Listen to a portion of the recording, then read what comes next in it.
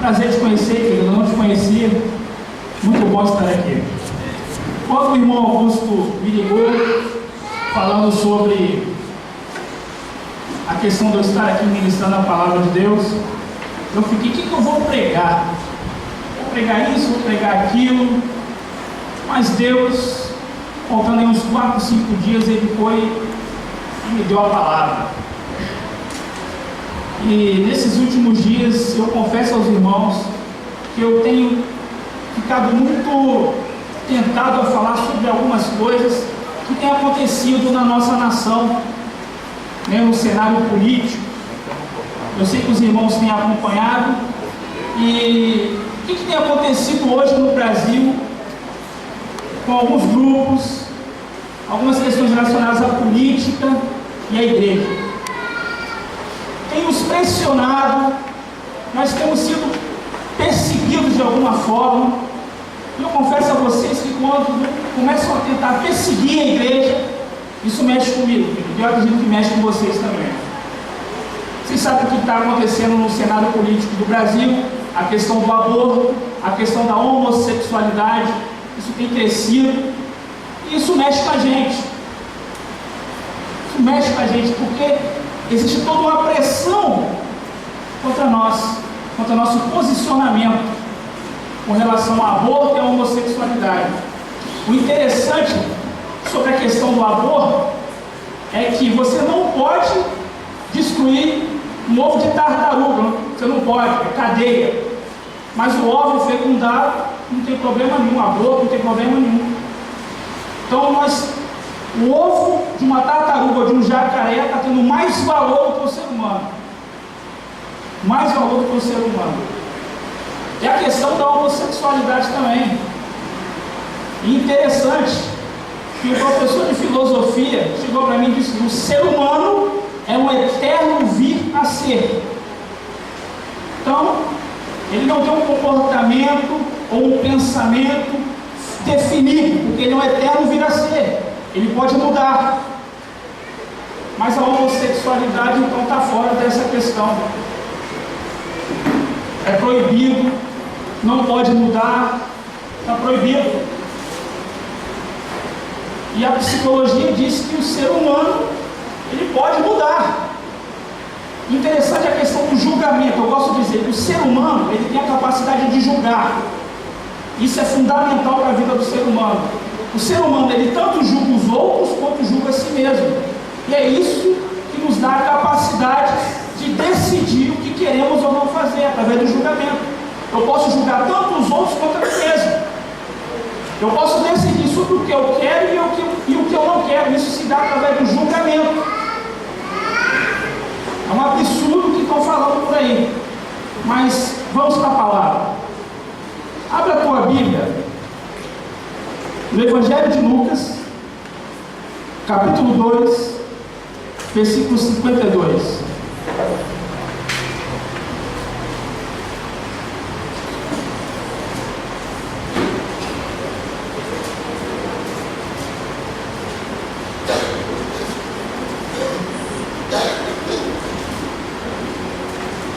Lucas 2, 52.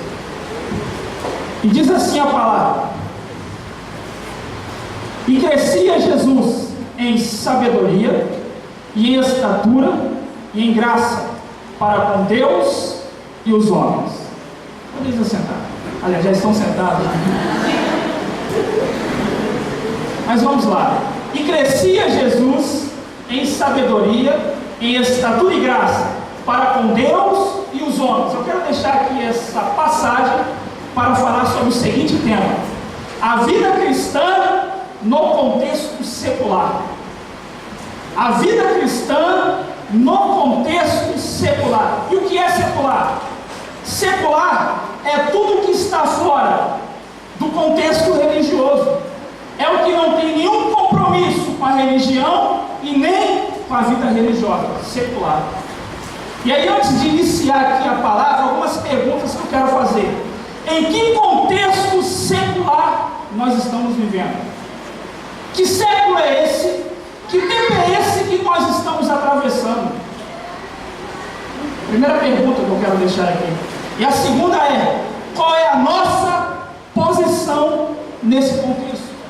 Qual é a sua posição, meu irmão, nesse tempo, neste século?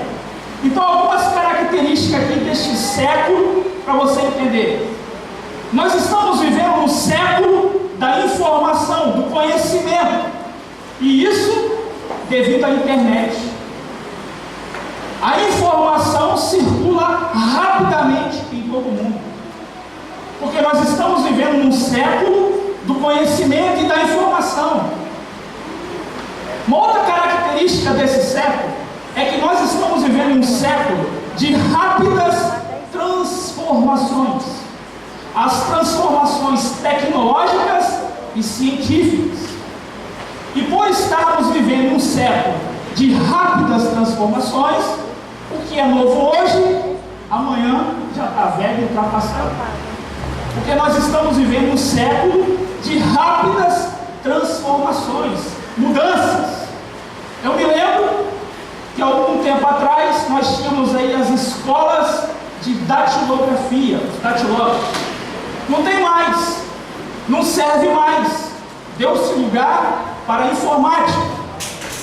Há um tempo atrás, quem tinha o ensino médio completo estava empregado, hoje está desempregado, não serve mais. O que nós podemos aprender com isso? Que o tempo passa e as coisas mudam, e nós também precisamos mudar. Porque se você não mudar, meu irmão, você vai ficar para trás. E nesse contexto que eu acabei de falar aqui, um ser humano que não se adequar, ele é facilmente descartado e substituído. O ser humano que não se adequar a essas transformações tecnológicas e científicas, se ele não se adequar a esse contexto, ele é facilmente descartado e substituído. Questões desse século. Secular é o que não tem compromisso com a vida religiosa e nem com a religião. E nós, embora temos uma vida religiosa, nós também temos uma vida secular. Nós não estamos isentos da vida secular e nem dos seus problemas. Então, o que nós podemos aprender aqui com Jesus sobre a vida cristã e a vida secular?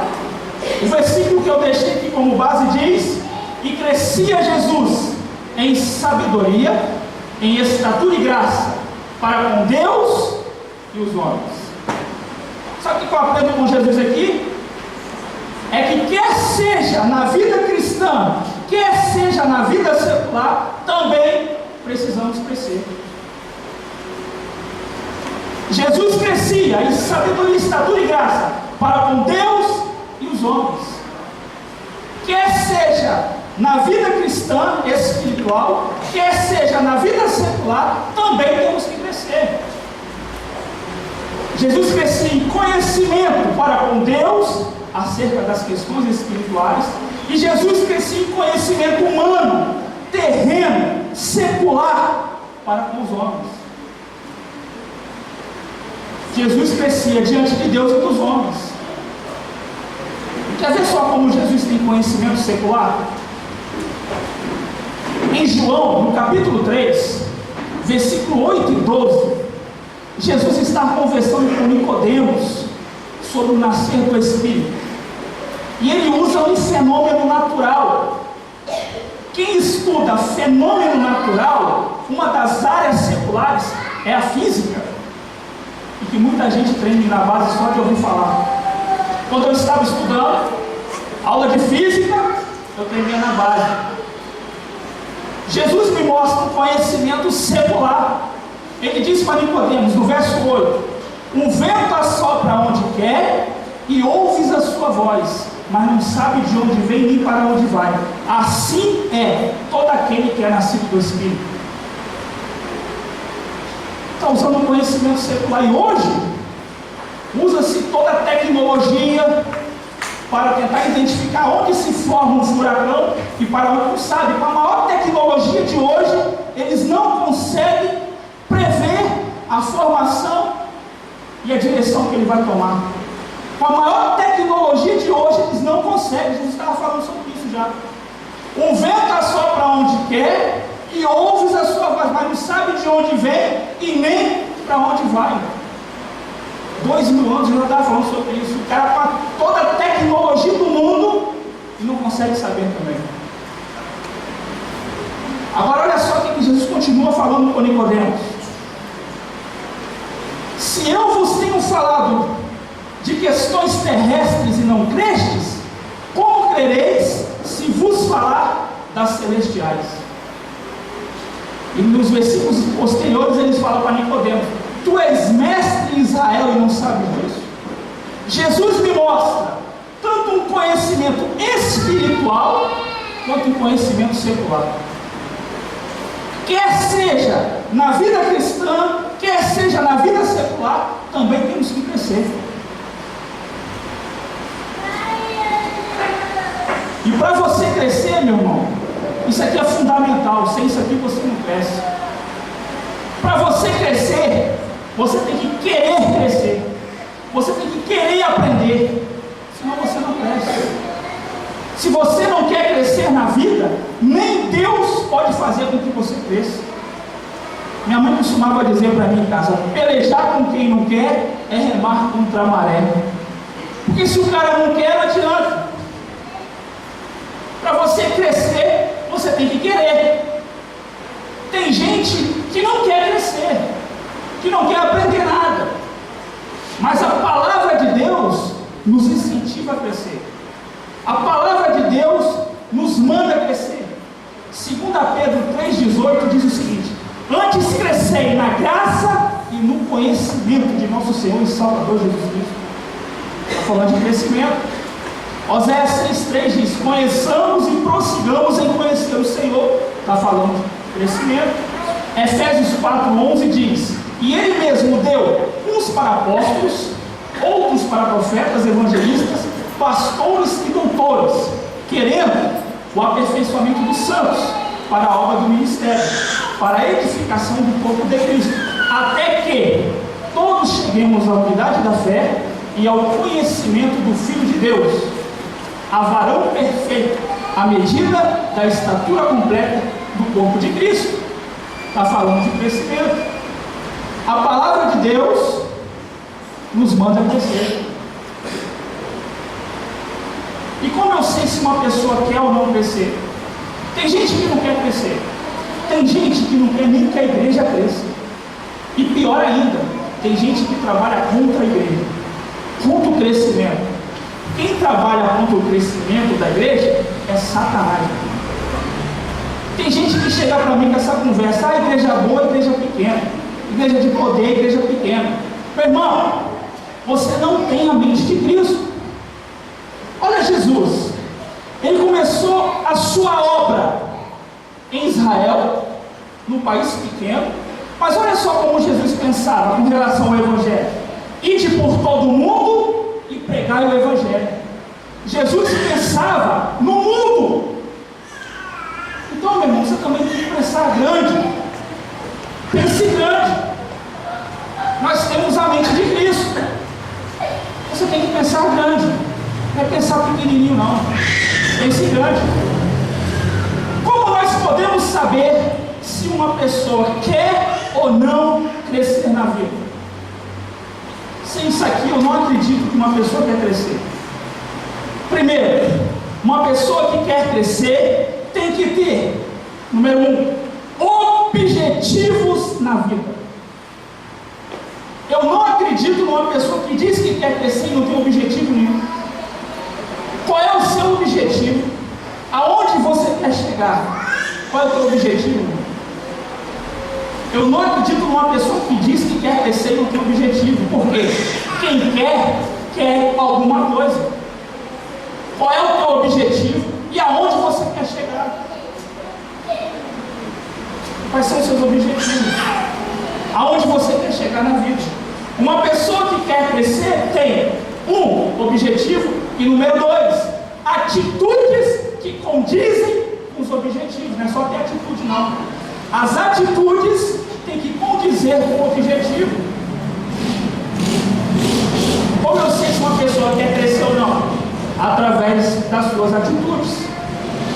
Com alguns exemplos aqui dentro da palavra de Deus, de homens que queriam crescer, que tinham objetivos e atitudes. Primeiro, José. José era um homem que tinha objetivos. Em Gênesis 37, ele tem um sonho. Ele sonhou que estava no meio do campo atando molhos, e o seu molho se levantava e ficava de pé. O sonho de José é um sonho posicional. O meu molho se levantava e ficava de pé. Posição. Um sonho posicional. Mas até aqui um sonho. Porque sonhar, meu irmão, todo mundo sonha. Eu sonho, você sonha, sonha. Agora você precisa transformar os seus sonhos em um objetivo. Aí o negócio começa a mudar de figura. Sonhar, todo mundo sonha. Você precisa transformar o seu sonho em um objetivo. Até aqui José só sonhou. Mas ele fica entusiasmado com o sonho. Por quê? Porque o pai dele também sonhou. E no sonho, Deus se revelou para Jacó, prometeu estar com ele e fazer dele um homem próspero. E José conhecia a história do teu pai. José sabia que Deus se revelou a ele pelo sonho, então ele fica entusiasmado.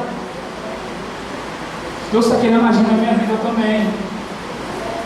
Por isso que ele fica entusiasmado e começa a contar o sonho.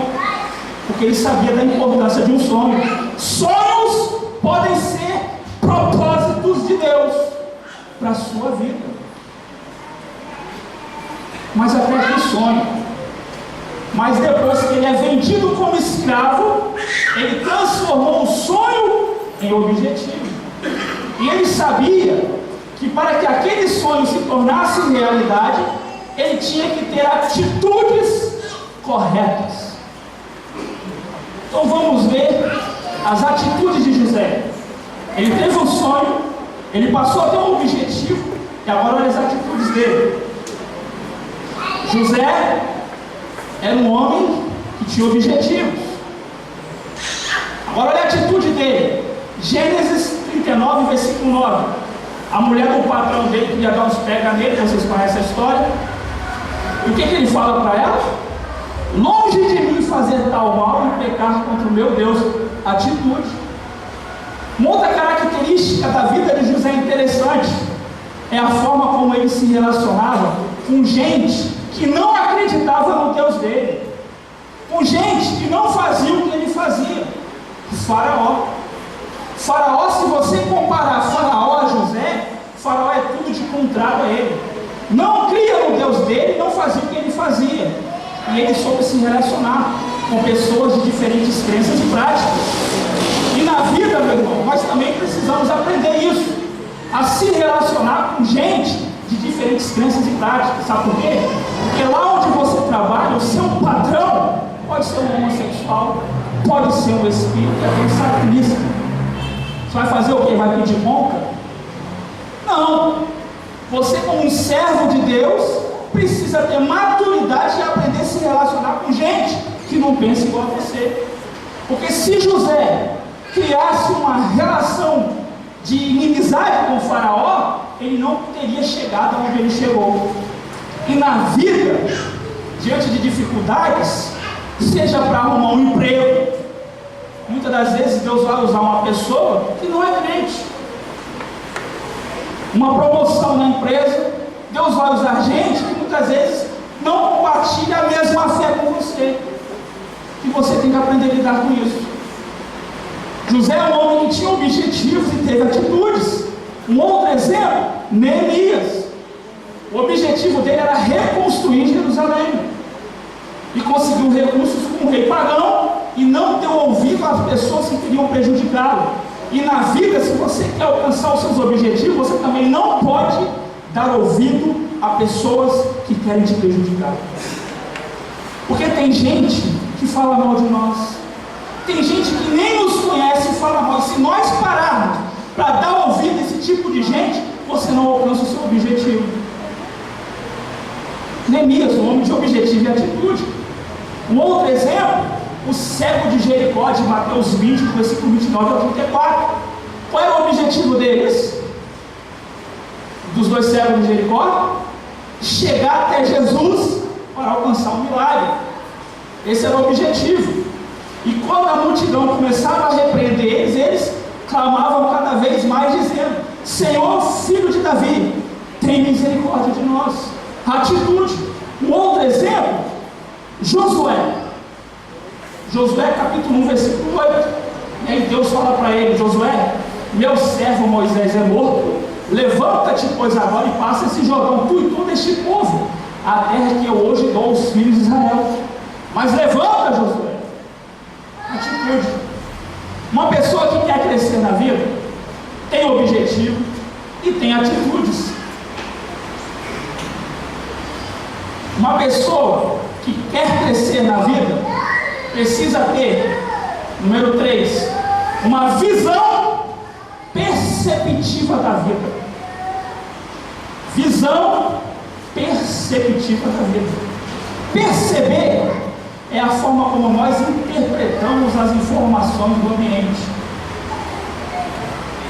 E por que é importante nós termos uma visão perceptiva? Por que é importante nós aprendermos a interpretar a vida?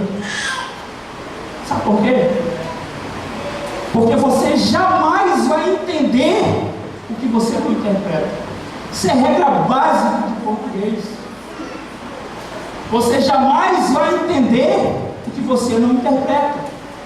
E a percepção é a forma como nós interpretamos as informações do ambiente, através dos nossos sentidos, da visão, do tato, paladar. É assim que você interpreta as informações do ambiente. Você precisa ter uma visão interpretativa. Você precisa ter uma visão interpretativa para que você possa entender o contexto secular que nós estamos atravessando. E aí, meu irmão, é por isso que eu vejo muitas das vezes pessoas que não têm nenhum compromisso com Deus e que dá muita lição em muito crente. É que muitas das vezes o ímpio, ele percebe e entende que se ele não se preparar para a vida, que se ele não estudar, que se ele não trabalhar, ele não tem moleza na vida não. E muito crente não entende isso. Fica esperando o maná cair do céu e rocha botar água. Meu irmão, maná não cai do céu, rocha não vai brotar água para você, e anjo não vai pagar suas contas nem fazer compra para você. E o ímpio, ele percebe e entende que se ele não estudar, se ele não se preparar para a vida, ele não tem moleza. E é por isso que eu já não aguento mais essa teologia triunfalista, essa teologia imediatista, de resultados imediatos. Como se Deus fosse fazer tudo da noite para o dia. Você já ouviu os testemunhos dos caras? Primeiro que eles começam todo um sensacionalismo sobre a igreja. Essa é a igreja. Quando eu entrei aqui, tudo mudou. Só que eles falam como se tivesse mudado da noite para o dia. Eu ouvi um dizendo o seguinte: eu estava com mais de 300 mil reais de dívida, cheque sem fundo, lascado, quebrado, e depois que eu entrei nessa igreja, tudo mudou. Tudo mudou.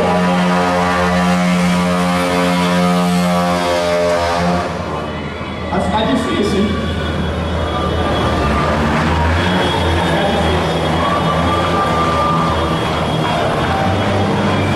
Então, meu irmão, é assim que eles falam. Tudo mudou na minha vida.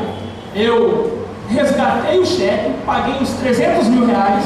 Hoje eu sou um grande empresário. Eu sou dono de mais de 8 carros. Ganho mais de 200 mil reais. tenho mais de 200 funcionários, como se isso tivesse acontecido da noite para o dia. E as coisas não acontecem da noite para o dia, meu irmão. Não acontece. Eu estava falando sobre isso com um amigo meu, irmão em Cristo, e eu falei para ele, meu irmão, Deus não é imediatista. E ele não concordou comigo. Eu falei, querido, é só você ler o capítulo 1 de Gênesis. E disse Deus, haja luz. E disse Deus, haja separação da água da terra seca. Se ele quisesse, teria feito tudo num piscar de olhos. Mas cada coisa no seu tempo. Deus não é imediatista. E quer ver só? Vamos comparar esse evangelho imediatista com a palavra de Deus. Eu não vejo esses resultados imediatos acontecendo na palavra de Deus. Quer ver um exemplo? Na vida de Jacó. Vamos ver se as coisas acontecem da noite para o dia na vida de Jacó. Tudo que eu falar aqui você vai encontrar de Gênesis 27 ao 31. Jacó consegue o direito de primogenitura, que era direito do irmão mais velho. E isso gera uma rixa entre os dois. E Esaú queria matá-lo. E ele tem que sair correndo da casa do pai. E sabe como que Jacó sai da casa do seu pai? Jacó sai correndo nu, com a mão no bolso, sem um tostão furado. E é assim que ele vai bater na casa do sogro. Quem quer um genro desse? Jacó é o tipo de homem, meu irmão. Eu acho que nenhuma mulher ia se interessar por ele. Um pobretão lascado, sem um tostão no bolso. Eu gosto de dizer o seguinte: mulher, meu irmão, você se conquista com ouro e com prata. E tem um cara na Bíblia que o cara é expert sobre o coração feminino. Abraão. Esse cara, ele entende o coração feminino. Quando ele percebe que Isaac já está na hora de casar, Isaac é um cara paradão, Abraão percebe que esse cara está na hora de casar. Abraão chama o servo dele, querido, você vai na casa dos meus parentes trazer uma mulher para Isaac. E aí, o servo fala, mas senhor, e se a mulher não quiser vir? Sabe o que Abraão faz? Leva uns presentinhos para ela, pulseira de ouro, pulseira de prata, vestido novo. A mulher não pensou duas vezes, meu irmão. Mulher é com ouro e com prata. Mas pregador, eu não tenho nem ouro e nem prata, o que eu faço? Você quer casar, você quer conseguir as coisas com a sua esposa? Pega o seu cartão de crédito, dá na mão dela e solta ela no shopping. Você vai ter tudo com ela, meu irmão. Pelo menos até você quebrar. Mas isso é uma brincadeira. Mas Jacó, ele chega assim na casa do seu sogro, quebrado e lascado, sem um tostão no bolso. Agora olha só para casar com Raquel, teve que trabalhar 14 anos. Para sair da casa do sogro, mais 6, total 20 anos na casa do sogro. Quer um genro desse? 20 anos dentro da casa do sogro. É da noite para o dia que as coisas acontecem. Jacó é um homem de Deus. Mais 20 anos, meu irmão, para conseguir o que ele queria. Porque o Evangelho, ele não me mostra isso, não é imediato. A solução não é imediata. Deus não é imediatista. Jacó era um homem, realmente, chegou lá pobre e lascado, só que tem um detalhe. Jacó reúne tudo o que eu falei até aqui. Era um homem que queria crescer na vida. Era um homem de atitude e de objetivo. E tinha visão. Tanto que não menosprezou o direito da primogenitura. Tinha visão.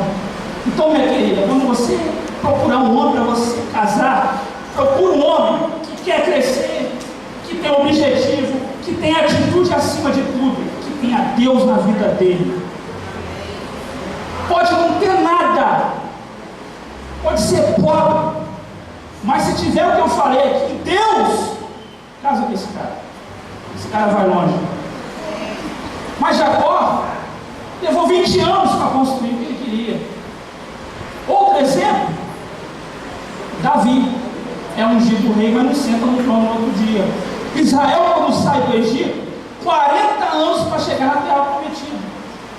Porque as coisas não são da noite para o dia, não é imediato. Uma pessoa que quer crescer na vida tem que querer, tem que ter objetivo, tem que ter atitude, tem que ter visão. E número 4, tem que usar uma coisinha chamada inteligência. Inteligência. Com a visão perceptiva, eu percebo e interpreto a vida. E com inteligência, eu faço escolhas. Com a visão perceptiva, eu interpreto a vida. E com inteligência, eu faço escolhas. Você é um ser inteligente. Deus te deu inteligência. E é por isso que Deus cobra de nós responsabilidade. Ele nos deu inteligência, nos capacitou, nos deu livre-arbítrio, porque Ele conta com a nossa própria inteligência. O que Ele fala para Israel em Deuteronômio 30, versículo 19? Ele disse para o povo de Israel: os céus e a terra tomo hoje por testemunho contra ti, que te tenho proposto a vida e a morte, a bênção e a maldição. Escolhe, pois, a vida, para que vivas tu e a tua semente. Porque Deus, Ele sabe que nós somos seres inteligentes. Ele nos dotou de inteligência.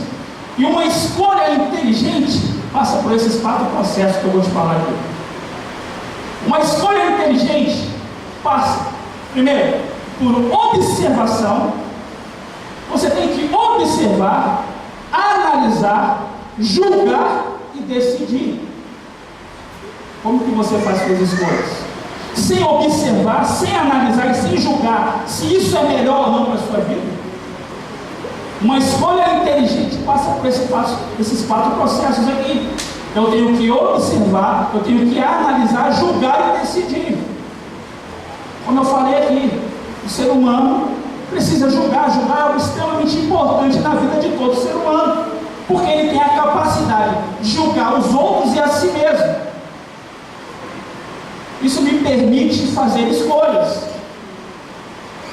Eu quero ser assim, eu não quero ser assim. Passa por julgamento. Isso é fundamental. Fundamental. Uma escolha inteligente. Uma outra coisa que eu aprendo com Jesus é uma coisinha que está mais atual do que antes agora. Educação. Educação. Jesus crescia em sabedoria, estatura e graça. Jesus recebia uma excelente educação. Eu não acredito em crescimento nem conquista de objetivos se nós falharmos na questão educação. Educação. E olha só, minha mãe tomava conta de 2 crianças para que uma mulher pudesse trabalhar. Ela separada do marido, uma vida muito difícil. E um dia ela chegou lá em casa falando o seguinte, reclamando dos problemas, das dificuldades. Ela virou e falou da seguinte forma: quando os meus filhos crescerem, a minha vida vai mudar. Eles vão me ajudar. Eu virei para ela e falei: isso pode acontecer, mas tem 2 coisas que é da sua responsabilidade para que isso aconteça. Primeiro, você precisa dar uma boa educação secular para eles. É da sua responsabilidade. E número 2, você também tem que dar uma boa educação espiritual para a vida deles. São os pais responsáveis por uma educação secular e por uma educação espiritual. Não adianta nada ter uma boa educação secular e não ter educação espiritual. Também não é bom você ter uma educação espiritual e não ter uma educação secular. Porque diante do contexto que eu falei aqui, você vai ter dificuldades. Você tem que aprender a se preparar para a vida. Meu irmão, Deus não nos dá nada que esteja acima da nossa capacidade. Mateus 25:15, você vê lá os talentos.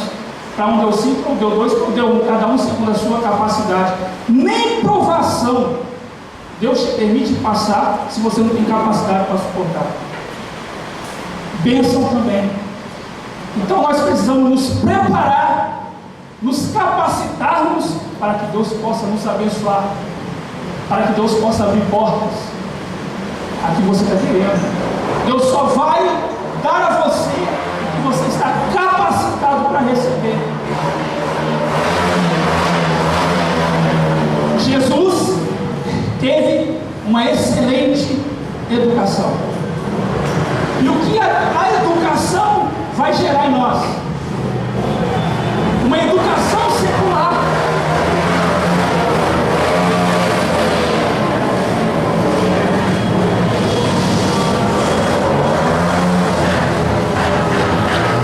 Uma educação secular é fundamental para a sua vida. Conhecimento e uma educação espiritual. A educação espiritual vai trazer conhecimento de Deus. Provérbios 2:4 diz: se como a prata buscares, se como a tesouro escondido procurares, então entenderás o temor do Senhor e acharás o conhecimento de Deus. A educação espiritual produz isso, conhecimento de Deus. Sabe por que o mundo está como está? Porque o homem tem rejeitado conhecimento de Deus. Romanos 1:28 diz: e como eles não se importaram em ter conhecimento de Deus, Deus os entregou um sentimento perverso para fazer o que não convém, se enchendo de toda malignidade, homicídio, avareza, prostituição. Nos versículos posteriores diz: desobedientes a pai e mãe. O mundo está como está porque o homem tem rejeitado conhecimento de Deus. Uma educação espiritual produz conhecimento. Uma educação espiritual produz fidelidade a Deus. Fidelidade a Deus. Por que você acha que José, mesmo sendo um jovem no Egito, permaneceu firme e fiel a Deus? Porque teve uma educação espiritual. Porque Daniel na Babilônia não se corrompeu, como está lá em Daniel 1:8, e assentou Daniel em seu coração não se contaminar, porque teve uma boa educação espiritual. Educação espiritual. Mas sabe o que eu vejo na vida de muitas famílias, até cristãs? É que dão mal uma educação secular e nenhuma educação espiritual. Eu vejo cristãos transitando com muita facilidade em dois mundos, transitando com muita facilidade em dois mundos. Na faculdade, eu ouvia cristão dizer o seguinte, que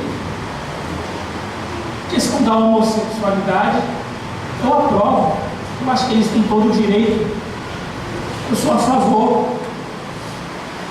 Cristãos, 10, 15 anos dentro da igreja, tem alguma coisa errada. Tem alguma coisa errada. Pessoas que servem a Deus, estão há 10, 15 anos na igreja, que transitam em dois mundos com muita facilidade. Está faltando uma educação espiritual, está faltando uma instrução.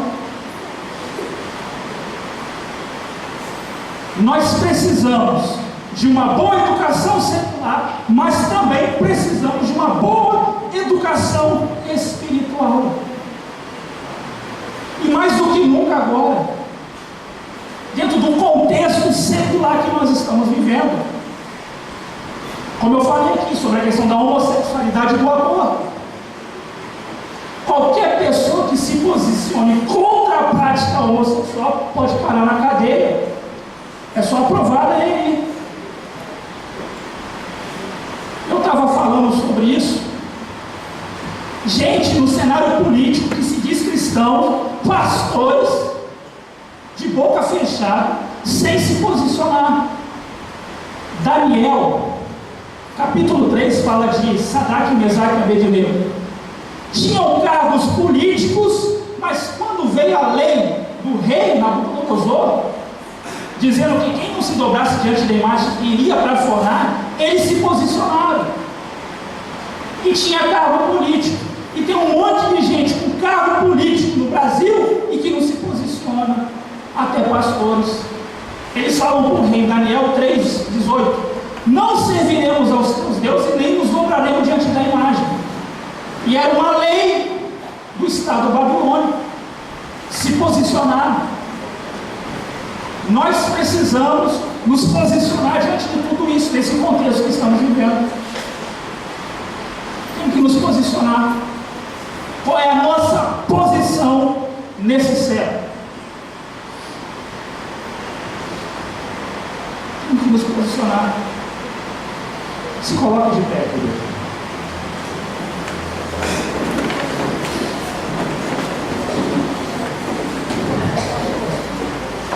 É de muita importância.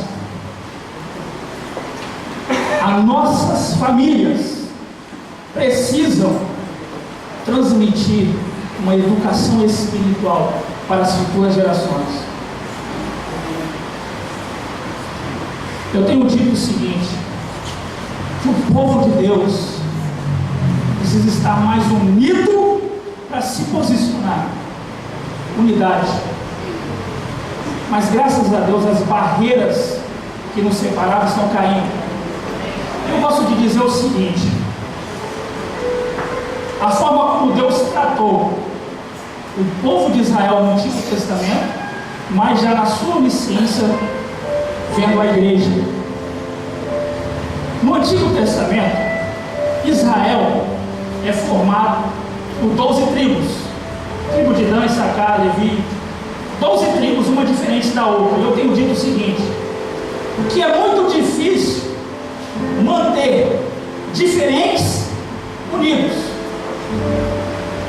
Então as tribos de Israel são 12 tribos diferentes umas das outras, mas que dentro do contexto em que eles estavam, era necessário que eles fossem unidos. Agora olha só a ação de Deus. Deus levanta Abraão como pai de toda a nação. Abraão, ele tem implicações espirituais, sociais e psicológicas. Qual a importância de Abraão para Israel? Embora fossem 12 tribos diferentes umas das outras, mas todas eram filhas de Abraão. Então, se viam como irmãs, porque eram filhos do mesmo pai. Eram 12 tribos diferentes, mas todas filhas de Abraão, o mesmo pai. E num contexto de guerra, isso era importante, porque existia um sentimento afetivo como irmãs. Eu gosto de usar o exemplo seguinte, um pouco grosso, mas você vai entender. Dá um tapa na cara de um cara que tem 10 irmãos para você ver o problemão que você arruma. Não é com 10, 11. Porque são irmãos, um comprador do outro.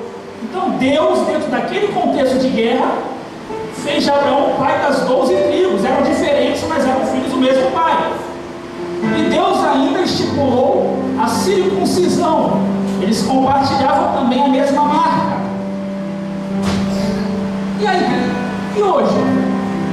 Hoje nós não somos 12 tribos, mas somos muitas denominações. Não é 12 tribos, mas são muitas denominações. Mas a palavra de Deus diz em João capítulo 1, versículo 10 e 11: Ele veio para os seus, porém os seus não o receberam, mas a todos quanto receber, deu-lhes o poder de serem feitos filhos de Deus. somos muitas denominações, mas somos todos filhos de Deus.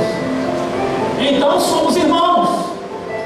E a nossa marca, Colossenses capítulo 2, versículo 10 e 11, diz o seguinte: e estáis perfeitos nele, e também circuncidados, não com a circuncisão do homem, mas a circuncisão de Cristo. E aí, sabe o que eu gosto de dizer? Batista está circuncidado em Cristo, é meu irmão. Assembleiano está circuncidado em Cristo, é meu irmão. Presbiteriano está circuncidado em Cristo, meu irmão. Somos irmãos. Isso tem que nos unir. Temos que estar unidos. Se estivermos unidos, tudo que é pecado, tudo que é mal nesse contexto, meu irmão, se nós permanecermos unidos, Deus vai agir em nosso favor. Precisamos nos unir. Precisamos fazer parte dessa mesma família, a família de Deus. Eu não sei quais são os seus problemas, as suas dificuldades, mas eu gostaria de orar por você. Talvez você tenha sede, fome de Deus. Talvez você quer, meu irmão, que Deus venha mudar a sua história. Talvez você tenha sonhos e objetivos de crescer, de alcançar vitórias, e Deus está pronto para mudar a sua vida e sua história. Mas você tem que querer. Você tem que querer. Se você quer, vem aqui à frente, eu quero orar por você. Oh, Deus. Eu quero orar pela tua vida. Oh, Deus. Senhor, nós precisamos de Ti, Senhor.